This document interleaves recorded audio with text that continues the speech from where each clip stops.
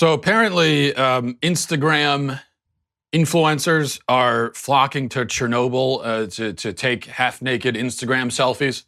You know, and the producers of because of the show Chernobyl, and so it's a trendy thing now. So you go to the radioactive site and you take off your clothes and you take pictures. The producers of Chernobyl are encouraging everyone to stop doing that, which is very nice of them.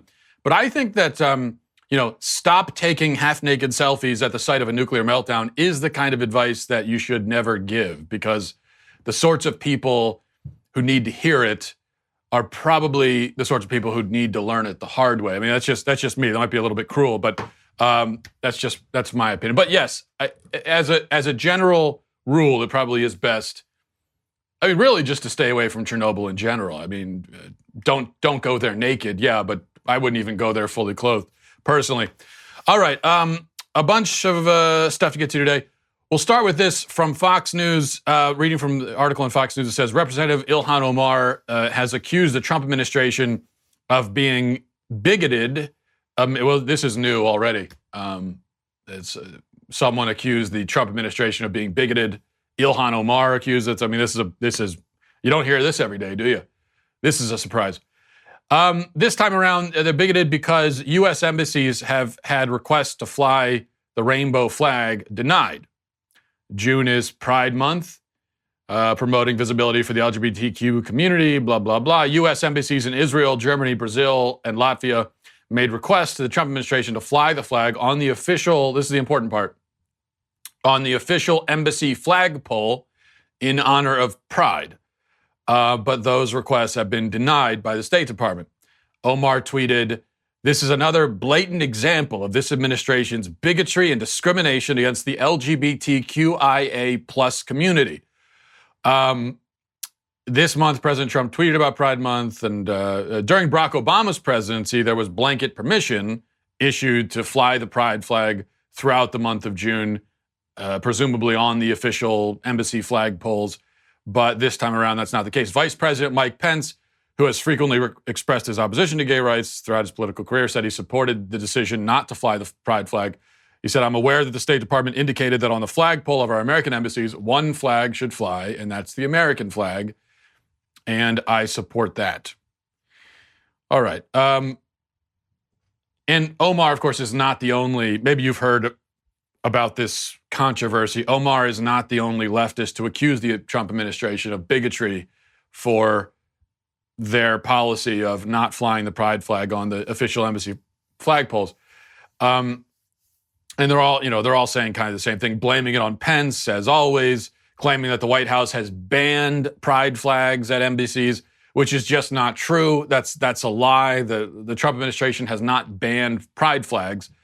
Now, personally, I wouldn't mind if they did, because I don't think a Pride flag has any business being anywhere in or on an American embassy, because that's not what an American embassy is supposed to be about.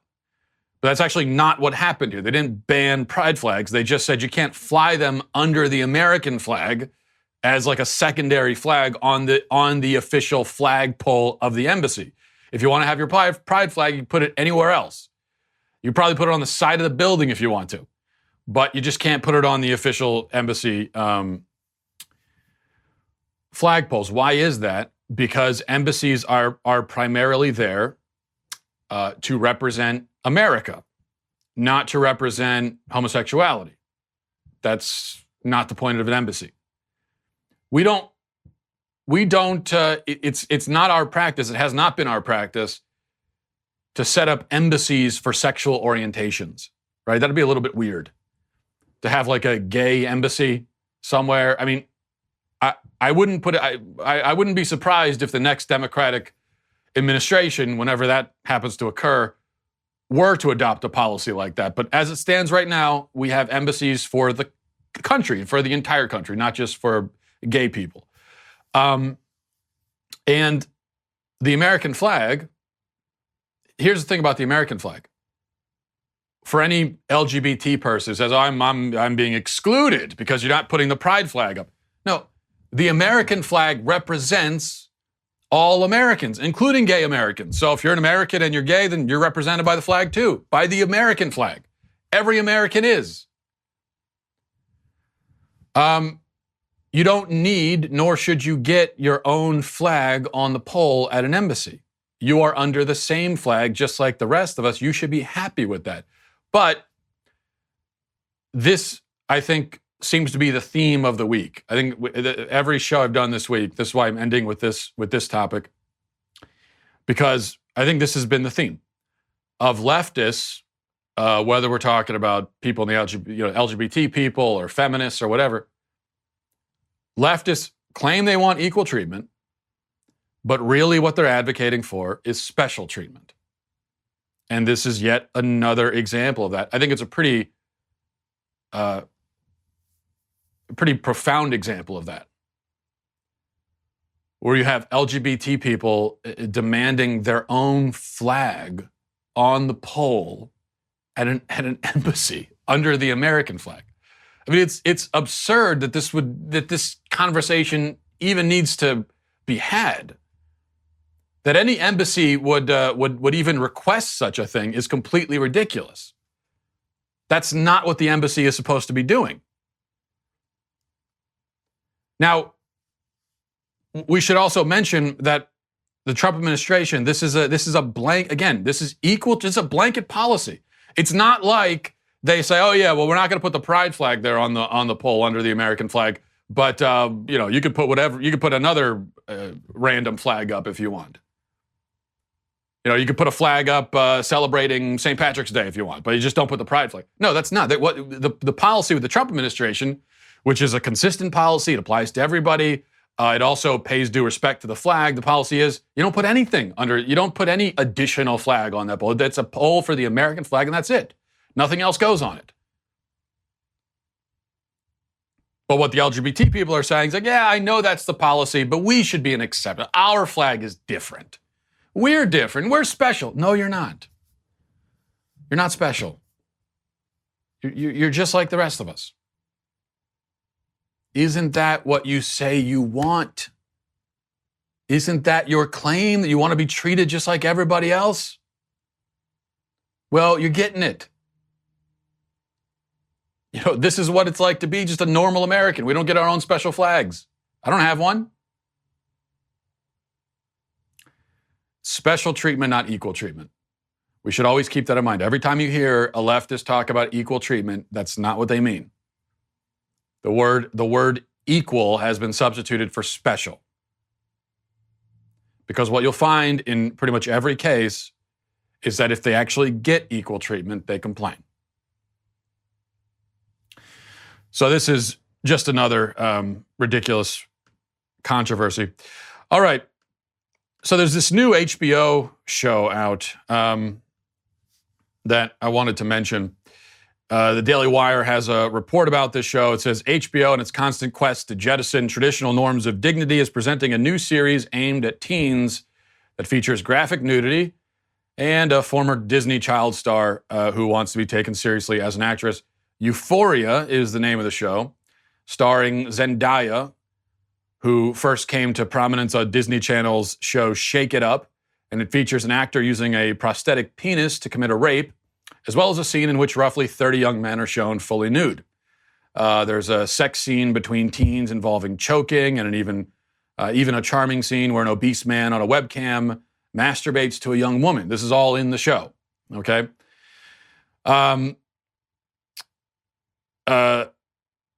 Euphoria creator Sam Levinson, who wrote the series based on his own experiences with drug addiction, boasted there are going to be parents who are going to be totally effing freaked out. And that's what he's bragging about, is that parents are going to be disturbed by this show. And I only mention this, I hesitate to mention it because, of course, what you have are these Hollywood producers and these HBO shows that, they can't get your attention with a good story, a good plot line, good acting, a good script. They're not going to get your attention that way. They're just desperately trying to get your attention by all the graphic, grotesque stuff that I just mentioned.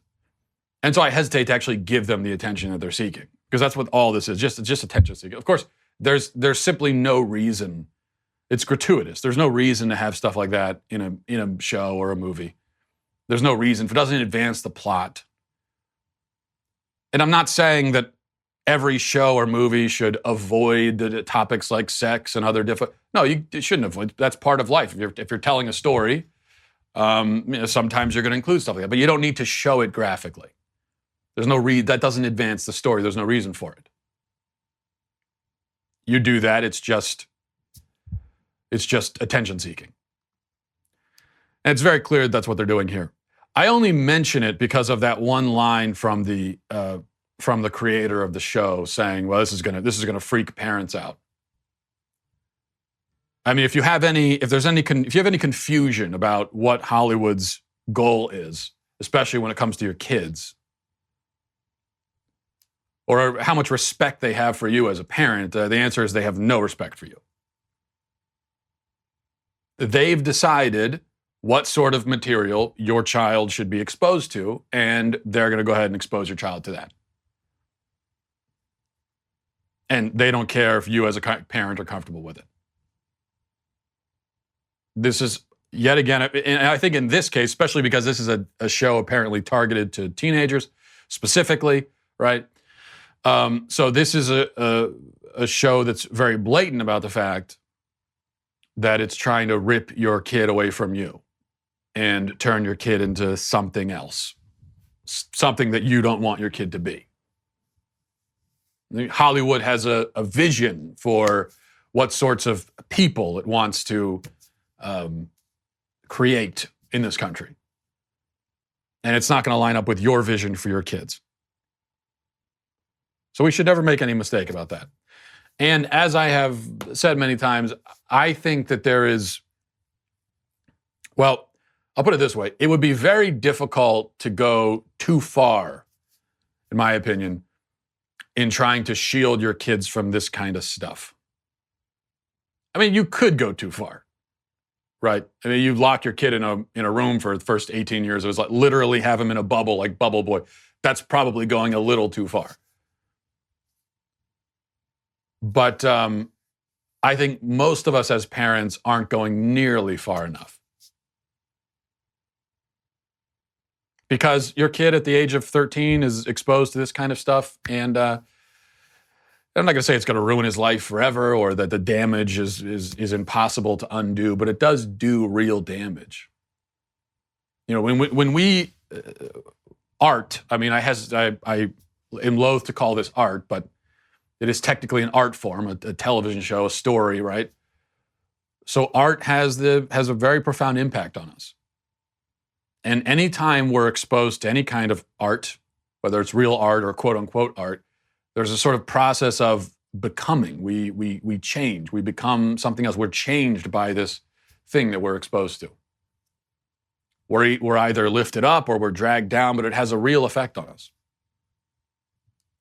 And so when your kids start ingesting stuff like this, it drags them down. It starts to change them and deform them.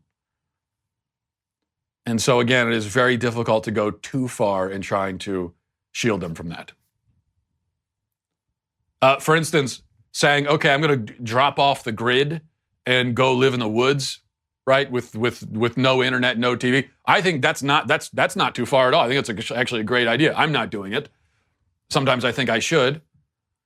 But I think that's a great idea. If you don't want to go that far, then, I mean, there are little things like don't give your kid a phone with the internet.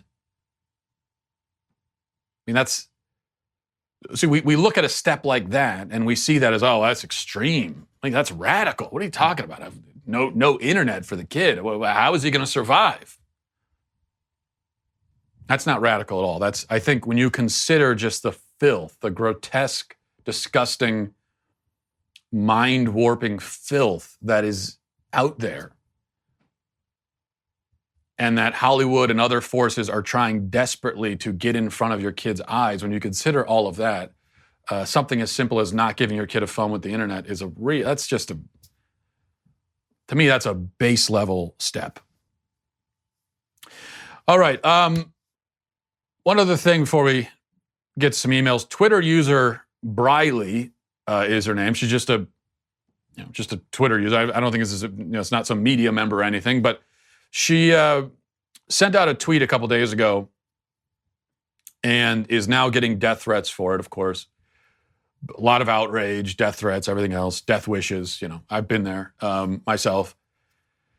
And this happened after she sent a completely normal and, in my opinion, inoffensive tweet. This is what this woman said. She said, "Call me old-fashioned, but I was raised to take care of my husband.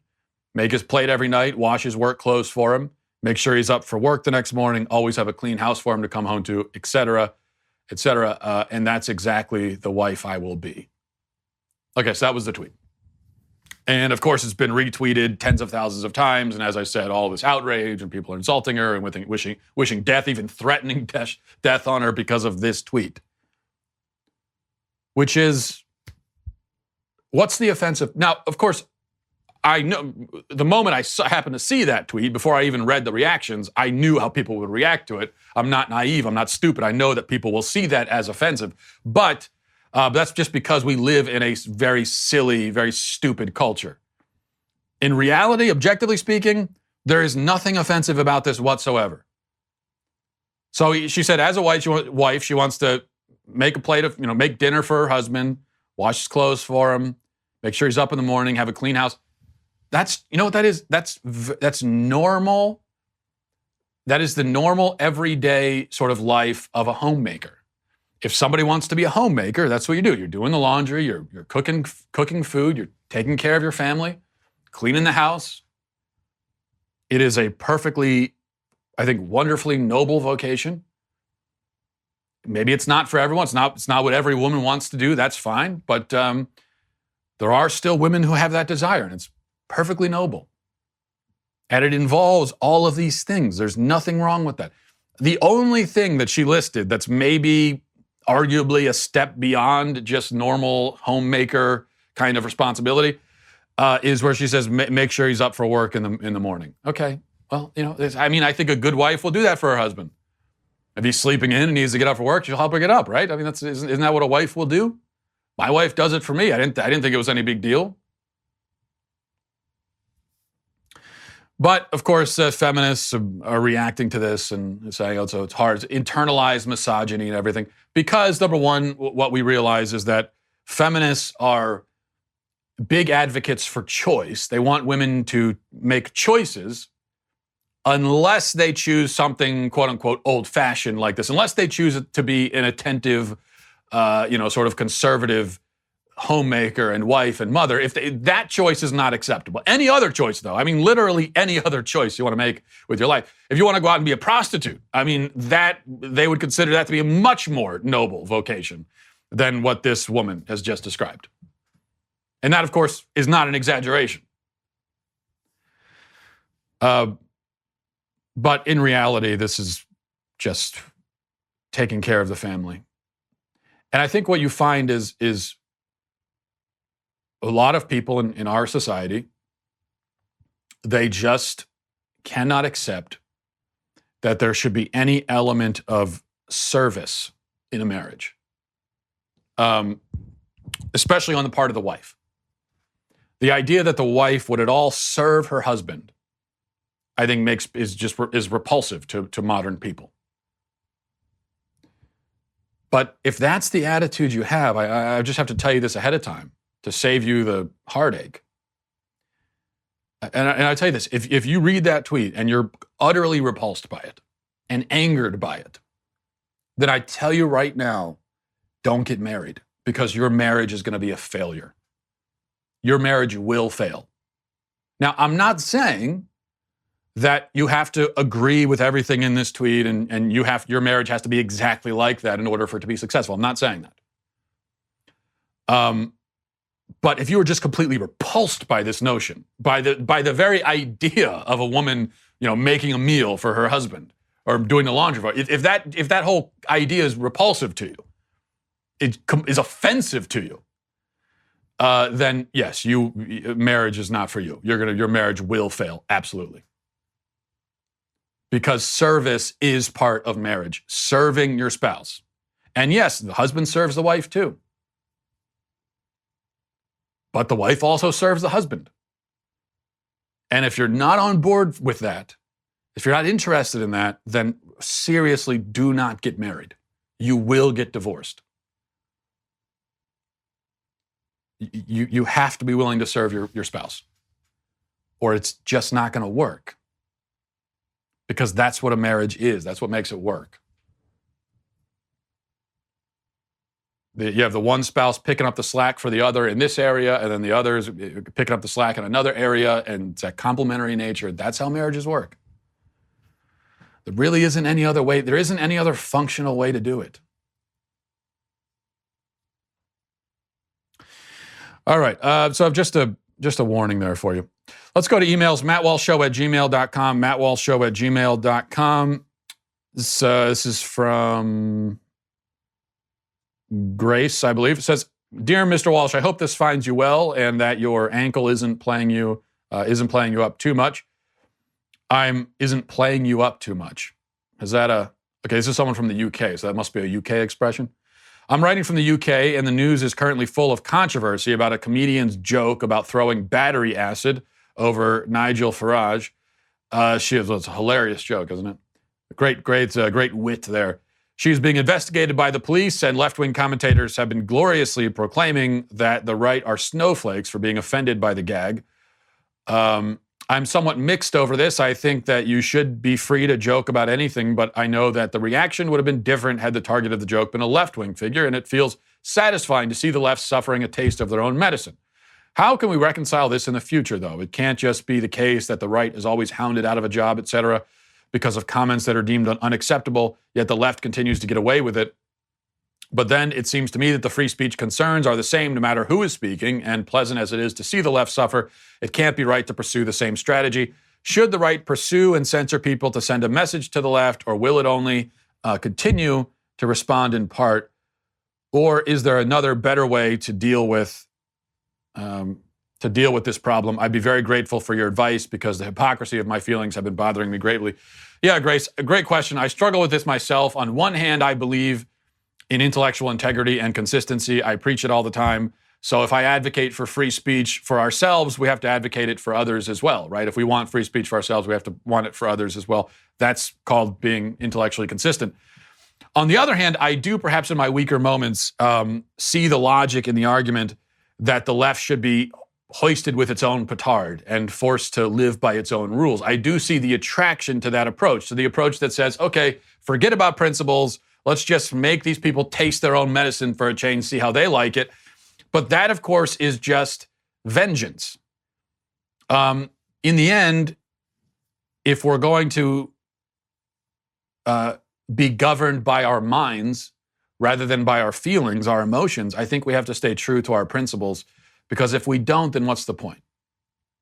So I think we have to say that, yeah, that joke it's a stupid joke, it's a bad joke, it's an offensive joke, it's a witless joke, but it's not criminal, or it shouldn't be criminal, and a person should be free to make a joke like that, as bad as it is, even though they're on the left and so on and so forth. I think that has to be our position. Because if it isn't,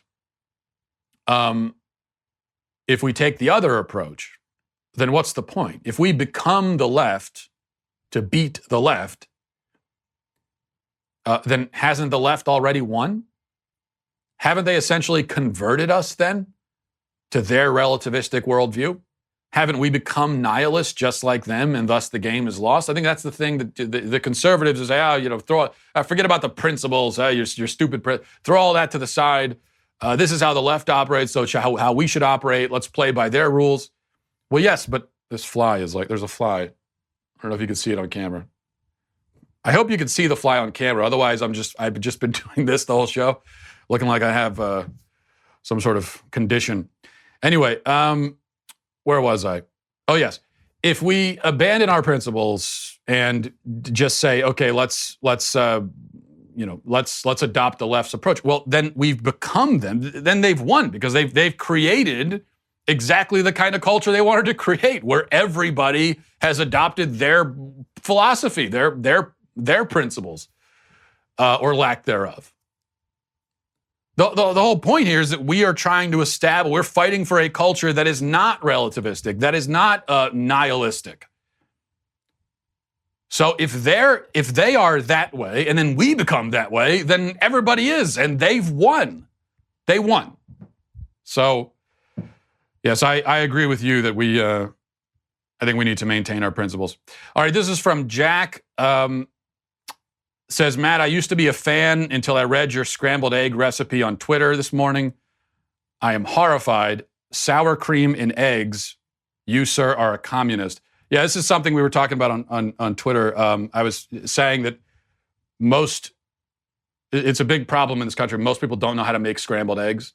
And so if you go to a restaurant, I never order scrambled eggs at restaurants anymore because of this problem. If you go to someone's house, they make you scrambled eggs. What it ends up being is what they're really serving you is sort of burnt egg flakes, not scrambled eggs, which are supposed to be fluffy and delicious and delightful.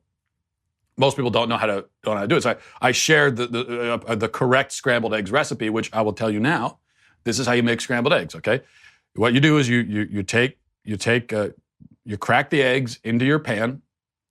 You put butter in with the raw eggs, a generous amount of butter. You whip all the eggs together with the butter. You put the pan on about medium heat, medium low, about thereabout. You're scrambling the whole time, right? A little salt and pepper in there. And then when you're about 20 seconds from being done, you put in a nice dollop of sour cream. And the sour cream is very important. I'm not even a sour cream fan. I don't really even like sour cream. But you need it in the eggs because that's going to give it that kind of fluff at the end. That's going to give it the fluffiness, is the sour cream at the end. And that's how you make scrambled eggs. Mistakes people make. You don't mix milk into the eggs. You don't need milk. You use butter, not milk. You don't put butter into the pan ahead of time and then wait for it to heat up and then throw the eggs in, because then you're going to overcook your eggs. They're going to get burned if you do it that way. If you start to smell burnt eggs at any point in the process of making the scrambled eggs, it's finished. It's done. You've ruined it. You've ruined breakfast. You've ruined the eggs. You've ruined the day, basically. You're a failure. Throw the eggs out. Start over again. The moment you smell that burning smell, it's finished. You can't recover from that, okay? That's how you make scrambled eggs, in case you're wondering. This fly is... All right. This is from Roger. Says...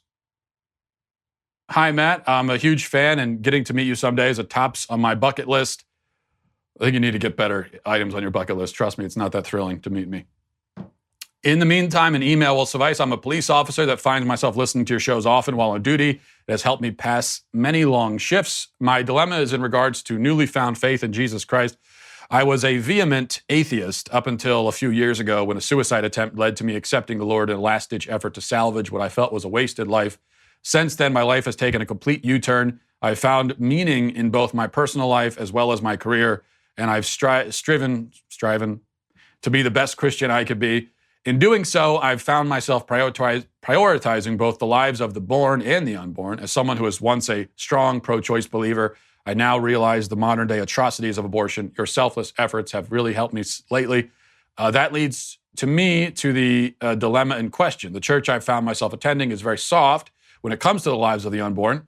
I had a long discussion with one of the leaders of the church who essentially told me that he believes there are scriptural reasons to believe that human life does not begin until outside of the womb. It's completely false. The notion that the geographical location of an 8-month fetus, which would have survived prematurely, seems antithetical of the scriptures I've read. I've also spoken with other fellow members of the church who have expressed gratitude that the church doesn't speak out against abortion. What is your recommendation for a single Christian who is still finding his way in his own faith? Do you think I'm overstepping my boundaries if I schedule a meeting with the pastor to express my concern? While it seems many churches are becoming more progressive, do you think churches should make the abortion issue a priority from the pulpit? Another one of my friends who was the first to invite me to the church when I was an atheist told me that for tax-exempt purposes, it's a good thing that it stays away from the pulpit. Thanks for all you've done in my life over the past year alone in molding some of my strongest viewpoints. Even though I'm only in my early 20s, I feel like people like you have helped pioneer my faith both today and in the future ahead. God bless. Well, Roger, thanks for that email. Thanks for sharing your story. Thank you for having the courage to turn your life around, to make a change. Thank you for not giving up on life and on yourself. Thank you for all that. As to your question, you are not at all overstepping by advocating for the unborn at your church. I think you should absolutely keep doing that. Absolutely continue down that road. I would also, as a cautionary note, say that after you talk to the pastor, if you find that the church is just steadfastly, well, certainly if you find that it is a pro-abortion church, or a church that is absolutely determined to be neutral on the subject, then I would say maybe consider finding a new church. And I know that's kind of easy for me to say. This is the church that your friend brought you into. It's the only church you know or have known. But there are bad churches out there. Not all churches are made equal. And if this is a church where the leadership believes that it's okay to kill babies, then I think it's a bad church. It's a great step you made in going to church, don't get me wrong. But for your faith to progress and mature and to continue to grow, as we all need our faith to our in our own lives for our faith to grow, it's possible in that case you need to find another church. But I think talking to the pastor is a good step. And just see how that conversation goes. I think it's a great idea. I do think that defending the unborn should be a priority of every church. This is the number one issue that we face in our culture. It's the number one cultural injustice, and all churches should be engaged in the fight. They should not take a back seat. I don't think any church has the right. I don't think any church has the moral right to take a back seat or to try to be neutral. That's my opinion. This is from John, says, Matt, I have heard many Christians say, if there's something you desire, speak it into existence. Whenever I hear this said, I feel like it portrays God as a genie who will grant every wish if we just believe enough. I understand how this can be an exercise of faith, but I think Christians view faith as a trade. If we have faith, we'll get something in return. I was diagnosed with kidney disease 2 years ago when I was just 20. I had faith that God would cure me, but I also had faith that there was a purpose for this obstacle and that God would give me strength to get through it. Instead of speaking my will into existence, I think we should speak God's will. What are your thoughts on this? Also, did Adam and Eve have belly buttons? Well, on that last question, I'm going to say yes, just because the idea of people without belly buttons freaks me out. As for speaking things into existence, I agree, we don't have that ability. We are not God. God spoke the world into existence. God speaks things into existence. We don't do that.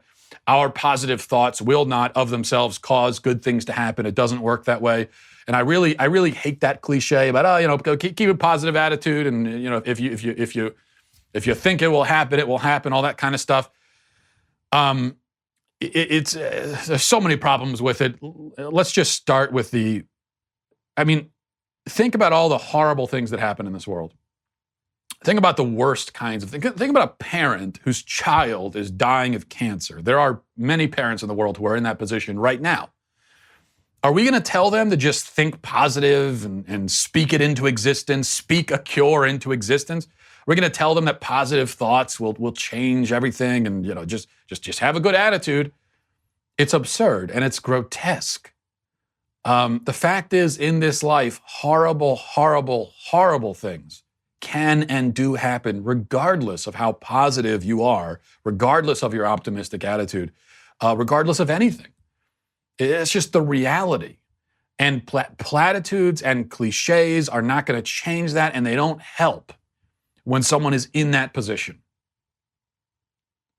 I think sometimes we have to start by just when someone is in a horrible position or dealing with something that is horrible, we have to start by acknowledging, yes, this is unspeakably awful.